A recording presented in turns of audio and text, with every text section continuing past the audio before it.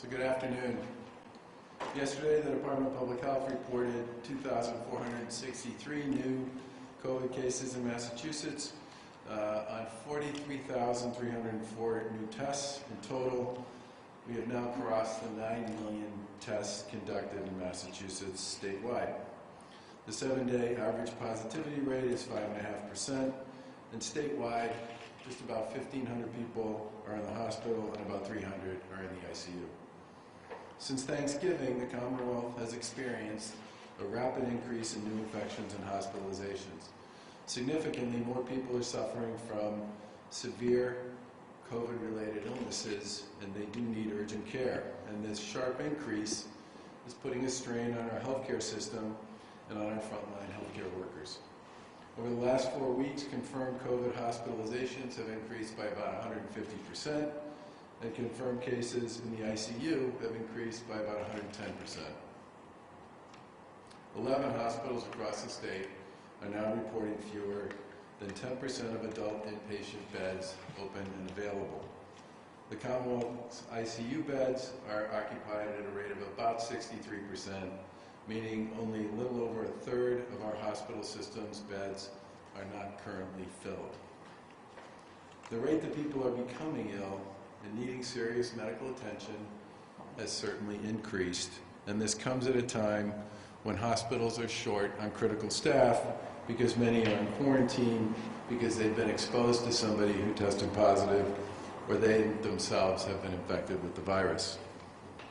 As we discussed yesterday, hospitals will curtail elective procedures in response to all this that can be safely postponed starting Friday. That will free up staffing and beds. And the state's also standing up 2 field hospitals for extra capacity.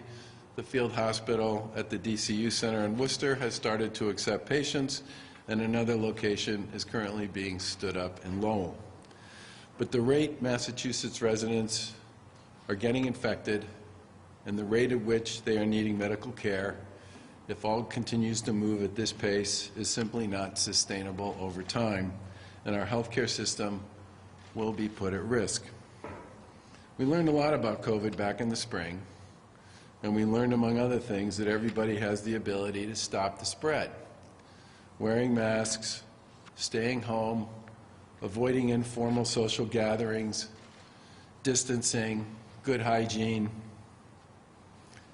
Those should be, by this point, pretty familiar words to most people here in the Commonwealth.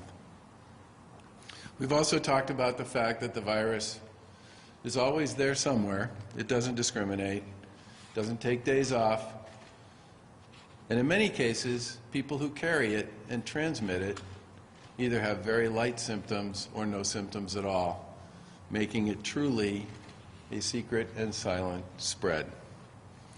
We know it can wreak havoc on people with pre-existing health conditions and on the elderly, and in some cases, it is, in fact, deadly.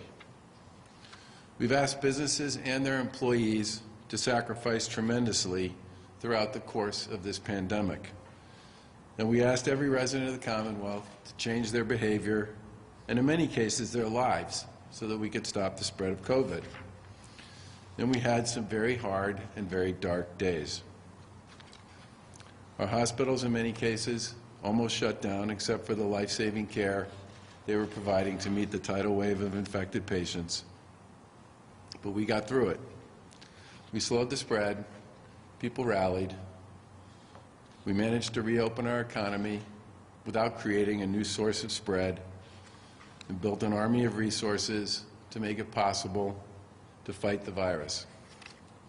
But we are still in a pandemic, and the state of Massachusetts is being tested once again.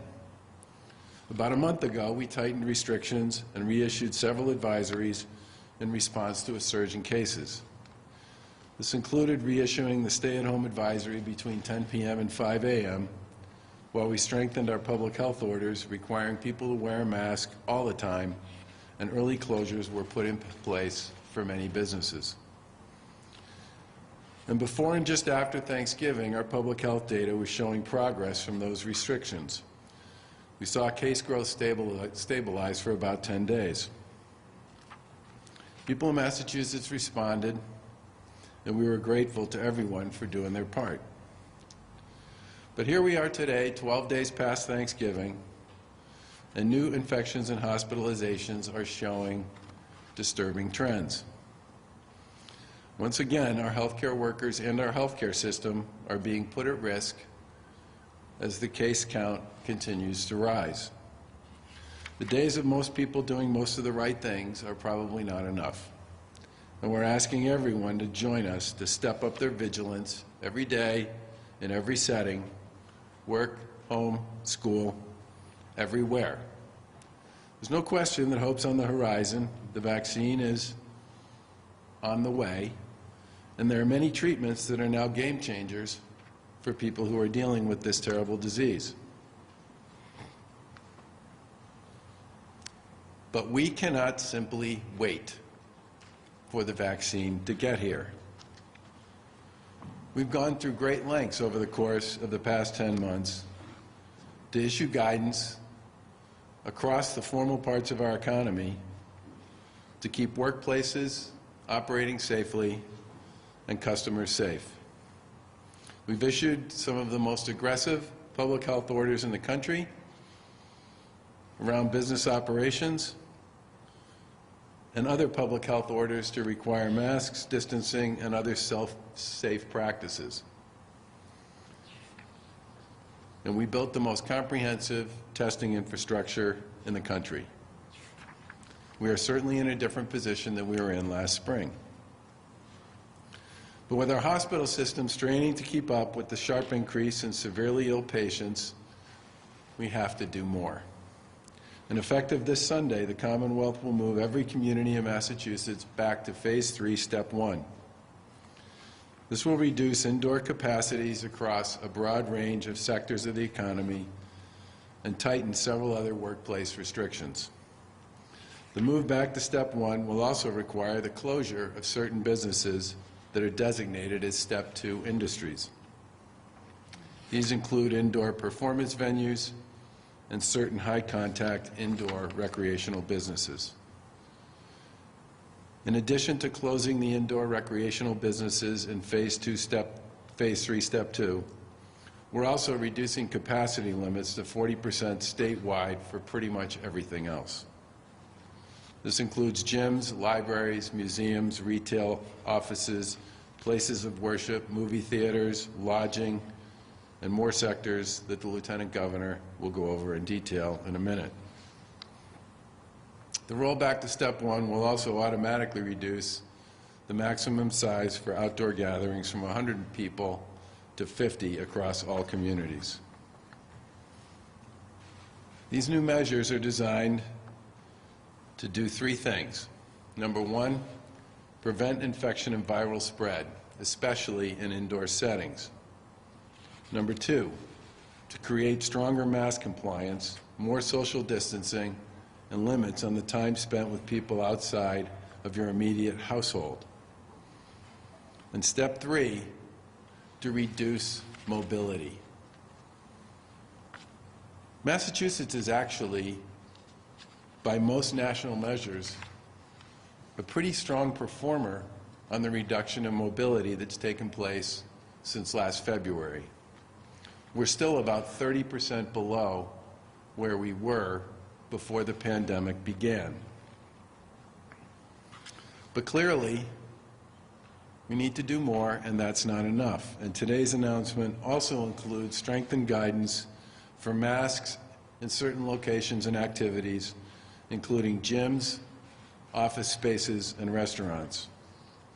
Restaurants will also be required to reduce table size from 10 people to 6 per party and must set 90-minute time limits for dining. Some restaurants are already following these guidelines, and we believe it would be appropriate for the rest to do the same. Lieutenant Governor will provide more detail on this guidance shortly, but again, these changes go into effect on Sunday. We're going to continue to be as aggressive as we can in fighting the virus, but actually there's nothing more powerful than people playing their part and understanding their role. We've watched you all listen and rally and fight successfully to beat this thing back before. And the people of Massachusetts have put up with a lot. The sacrifices, the list is endless. But as I said before, there is hope on the horizon, but we need to work really hard to get from where we are to there, and to do so in a way that preserves our healthcare system, protects life, and makes it possible for people to continue to be able to do those essential things that relate especially to work. Wear a mask when you're around anyone who's not a member of your immediate household. I've had my own friends say to me that this concept that their friends are a problem for them is an extremely hard one for them to understand. And then I got a call last weekend from a friend of mine who said she and her husband have made plans to go have dinner outdoors with some old friends of theirs that they hadn't seen in a long time at a restaurant that had covered, heated outdoor seating. Long story short, the restaurant was unable to accommodate that reservation, and they offered them indoor seating. The other couple that my friend and her husband were going to see said they'd be perfectly happy to take an indoor seat. And my friend said, you know what, we haven't seen you guys for a long time. We'd love to see it, but we're going to pass. She has particular issues that make her nervous about getting the virus herself. The other couple was angry and gave them a lot of what for about why they were being so silly with respect to the way they were dealing with this issue. And then 5 days later, they both tested positive for COVID. And my friend felt pretty good about the decision that she made. I tell you that story because it was not an easy decision for her. These were people that she'd known since she was in high school. She hasn't seen them for months. There aren't going to be that many more opportunities to eat outdoors in Massachusetts for quite a while. And in some ways, the easiest thing to do would have been to say yes.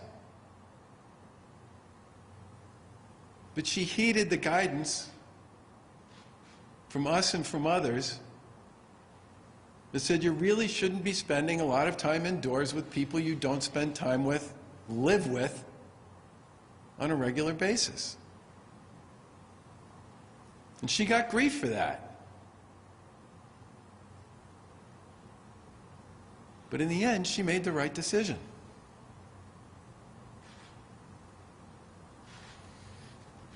We're social people. We miss our friends. We get it. It's true for all of us. And there's no question that some of the decisions that we're making today that will become effective this weekend will create hardship and difficulty for many small businesses and their families, which is why these decisions are hard.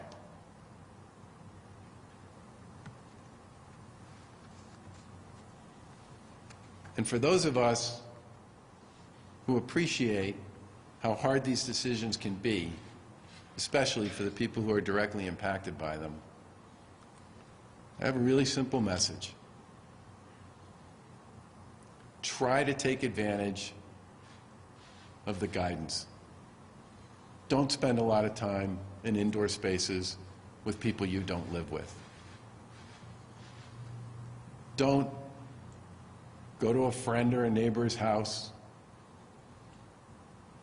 without a mask on and share food and drink